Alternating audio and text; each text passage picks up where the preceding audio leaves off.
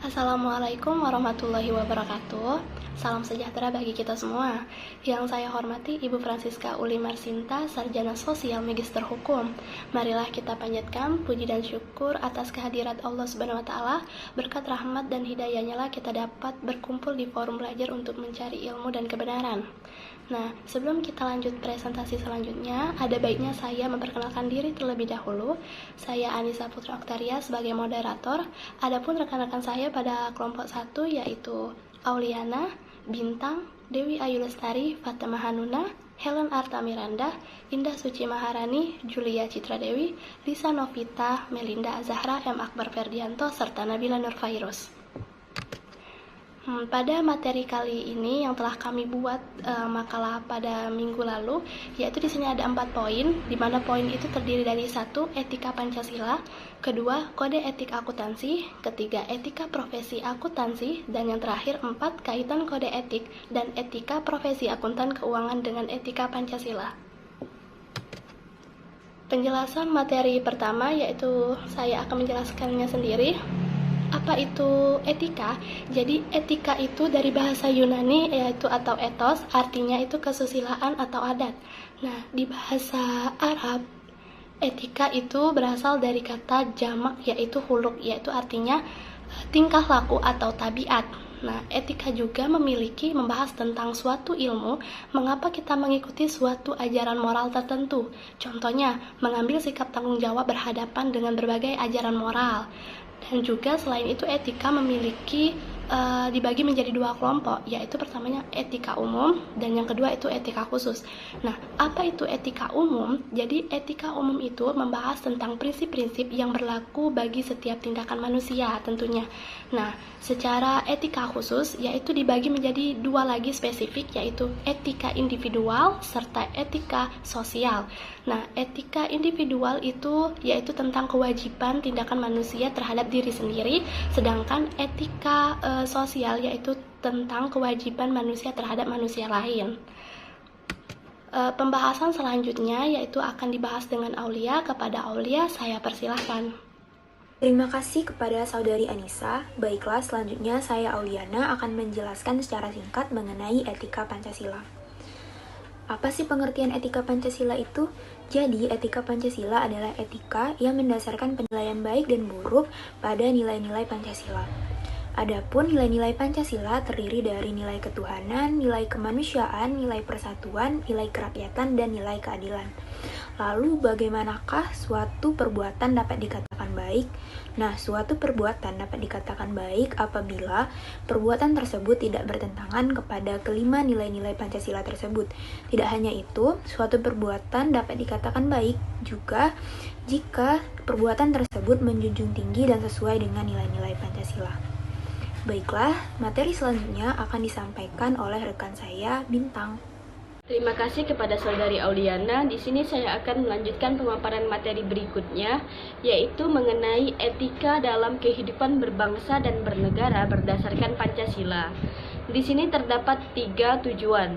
Yang pertama, memberikan landasan etik moral bagi seluruh komponen berbangsa dalam kehidupan kebangsaan dalam berbagai aspek. Dan yang kedua, menentukan pokok-pokok etika kehidupan berbangsa, bernegara, dan bermasyarakat. Dan yang ketiga, menjadikan kerangka acuan dalam mengevaluasi pelaksanaan nilai-nilai etika dan moral dalam kehidupan berbangsa, bernegara, dan bermasyarakat. Baiklah, materi selanjutnya akan dipaparkan oleh saudara saya, yaitu Dewi Ayu Lestari. Kepada Saudari Dewi Ayu Lestari, saya persilakan. Baiklah, terima kasih kepada Bintang. Di sini saya akan menjelaskan materi sebelumnya yaitu etika Pancasila. Dalam ketetapan MPR nomor 6 MPR tahun 2002 menguraikan etika kehidupan berbangsa dan bernegara. Di sini ada 2 etika, yaitu etika sosial dan budaya, di mana etika sosial dan budaya bersikap jujur, saling peduli, saling memahami, saling menghargai, saling mencintai, dan saling menghormati di antara manusia dan warga berbangsa. Selanjutnya, etika politik dan pemerintahan. Etika politik dan pemerintahan yaitu mewujudkan pemerintahan yang bersih, efisien, dan efektif, serta menumbuhkan suasana politik yang demokratis. Sekian, terima kasih. Selanjutnya, saya serahkan kepada Fatemah Hanuna. Terima kasih Ayu, saya Fatemah Hanuna akan melanjutkan materi sebelumnya. Selanjutnya adalah etika ekonomi dan bisnis. Dimaksudkan agar prinsip dan perilaku ekonomi dan bisnis, baik oleh perorangan, institusi, maupun pengambil keputusan dalam bidang ekonomi dapat melahirkan kondisi dan realitas ekonomi yang bercirikan persaingan yang jujur, berkeadilan, mendorong berkembangnya etos kerja ekonomi, daya tahan ekonomi, dan kemampuan saing, dan terciptanya suasana kondusif untuk pemberdayaan ekonomi yang berpihak kepada rakyat kecil melalui kebijakan secara berkesinambungan. Dan selanjutnya, etika penegakan hukum yang berkeadilan. Dimaksudkan untuk menumbuhkan kesadaran bahwa tertib sosial, ketenangan, dan keteraturan hidup bersama hanya dapat diwujudkan dengan ketaatan terhadap hukum dan seluruh peraturan yang berpihak kepada keadilan.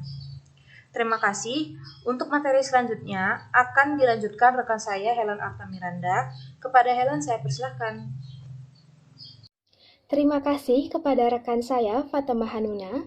Baik, di sini saya Helen Arta Miranda dengan nomor absen 06 akan melanjutkan pemaparan materi yang telah dipaparkan oleh kedua rekan saya sebelumnya, yakni Fatemah Hanuna dan juga Dewi Ayu Lestari mengenai etika kehidupan berbangsa.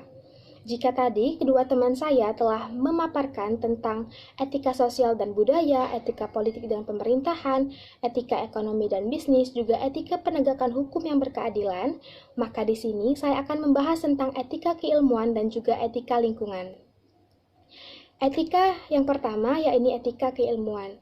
Etika keilmuan dimaksudkan untuk menjunjung tinggi nilai-nilai kemanusiaan, ilmu pengetahuan dan teknologi agar bangsa mampu menjaga harkat dan martabatnya, berpihak kepada kebenaran untuk mencapai kemaslahatan dan kemajuan sesuai dengan nilai-nilai agama dan budaya yang ada di negara kita. Etika keilmuan menegaskan pentingnya budaya kerja keras dengan menghargai dan memanfaatkan waktu, disiplin dalam berbuat dan juga berpikir, serta menepati janji dan komitmen diri untuk menciptakan kesempatan baru dan tahan uji serta pantang menyerah. Yang kedua, ada etika lingkungan. Etika lingkungan menegaskan pentingnya kesadaran menghargai dan melestarikan lingkungan hidup serta penataan tata ruang secara berkelanjutan dan bertanggung jawab. Baik, sekian pemaparan materi dari saya. Materi selanjutnya akan dilanjutkan oleh rekan saya, Indah Suci Maharani. Kepada Saudari Indah, saya persilahkan. Terima kasih Helen Arta. Baiklah, saya Indah Suci Maharani dengan nomor absen 07 akan menjelaskan tentang pengamalan nilai-nilai Pancasila dalam beretika di kehidupan sehari-hari. Di dalam Pancasila terdapat nilai-nilai dan makna-makna yang dapat diimplementasikan dalam kehidupan sehari-hari.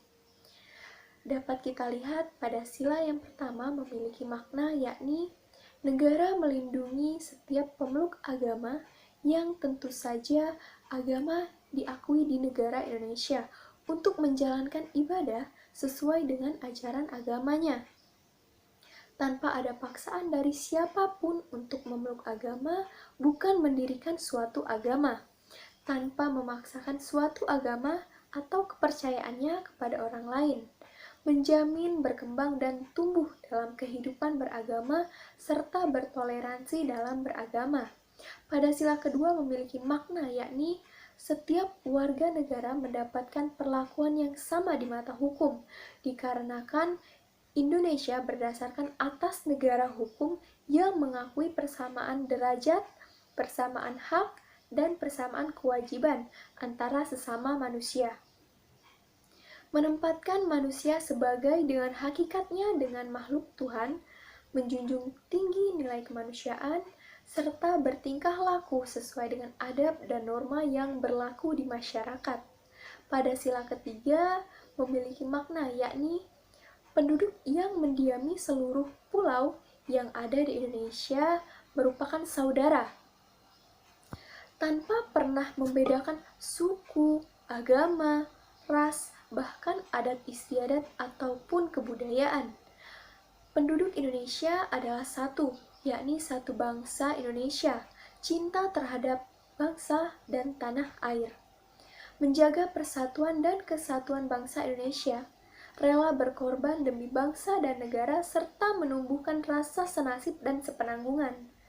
Baiklah, sekian pemaparan materi dari saya. Untuk sila keempat dan kelima akan dilanjutkan oleh rekan saya Julia Citra Dewi. Kepada saudari Julia Citra Dewi, saya persilahkan. Baik, terima kasih Saudari Indah.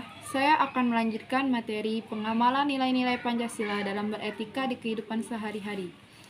Pada sila keempat, setiap pengambilan keputusan hendaknya dilakukan dengan jalan musyawarah untuk mufakat, bukan hanya mementingkan segelintir golongan saja yang pada akhirnya hanya akan menimbulkan anarkisme. Lalu, pada sila kelima, setiap penduduk Indonesia berhak mendapatkan penghidupan yang layak sesuai dengan amanat UUD 1945 dalam setiap lini kehidupan. Baiklah, materi selanjutnya akan dilanjutkan oleh Saudari Lisa Novita. Kepada Saudari Lisa, saya persilakan. Baik, terima kasih kepada Saudari Julia. Materi selanjutnya adalah apa alasan diperlukannya Pancasila sebagai sistem etika. Yang pertama, dekadensi moral yang melanda kehidupan bermasyarakat, terutama generasi muda, sehingga membahayakan kelangsungan hidup bernegara. Yang kedua, korupsi yang merajalela karena para penyelenggara negara tidak memiliki rambu-rambu normatif dalam menjalankan tugasnya. Yang ketiga, kurangnya rasa perlu berkontribusi dalam pembangunan melalui pembayaran pajak. Yang keempat, pelanggaran HAM dalam kehidupan bernegara di Indonesia ditandai dengan melemahnya penghargaan seseorang terhadap hak pihak lain. Dan yang terakhir, kerusakan lingkungan yang berdampak terhadap berbagai aspek kehidupan manusia. Baiklah, materi selanjutnya akan dipaparkan oleh Melinda Azahra. Kepada Melinda, saya persilahkan. Baiklah, terima kasih Saudari Lisa. Di sini saya akan melanjutkan materinya. Materinya itu adalah kode etika akuntansi. Di sini saya akan membahas dua hal tentang kode etika akuntansi. Yang pertama itu adalah pengertian. Pengertian kode etika akuntansi adalah sistem norma, nilai, dan aturan profesional tertulis yang secara tegas menyatakan apa yang benar dan baik, dan apa yang tidak benar dan tidak baik bagi profesional. Hal kedua yang akan saya bahas di sini adalah tujuan kode etik. Tujuan kode etik itu sendiri agar profesional memberikan jasa sebaik-baiknya kepada pemakai atau nasabahnya. Dan selanjutnya materi yang akan saya bahas adalah dua sasaran pokok dari kode etik. Jadi kode etik itu memiliki dua pokok sasaran. Yang pertama, kode etik bermaksud melindungi masyarakat dari kemungkinan dirugikan oleh kelalaian baik secara disengaja ataupun tidak disengaja dari kaum profesional. Yang kedua, kode etik bertujuan melindungi keseluruhan profesi tersebut dari perilaku buruk orang-orang yang mengaku diri profesional. Baiklah, itu saja paparan materi dari saya. Untuk materi selanjutnya akan saya serahkan kepada Saudara Akbar. Kepada Akbar, saya persilahkan. Baiklah, terima kasih Saudari Melinda Azahra. Saya akan melanjutkan pemaparan materi dari presentasi kelompok saya, yaitu 8 etika profesi akuntansi. Adapun 8 etika profesi akuntansi tercantum dalam Kode Etik Akuntan Indonesia atau IAI. Adapun 8 kode etik akuntansi, yang pertama, tanggung jawab profesi, yang kedua, kepentingan publik, yang ketiga, integritas, yang keempat, objektivitas, yang kelima, kompetensi dan kehati-hatian profesional, yang keenam, kerahasiaan, yang ketujuh, perilaku profesional, yang kedelapan, standar teknis. Baiklah, mungkin itu saja yang dapat saya sampaikan.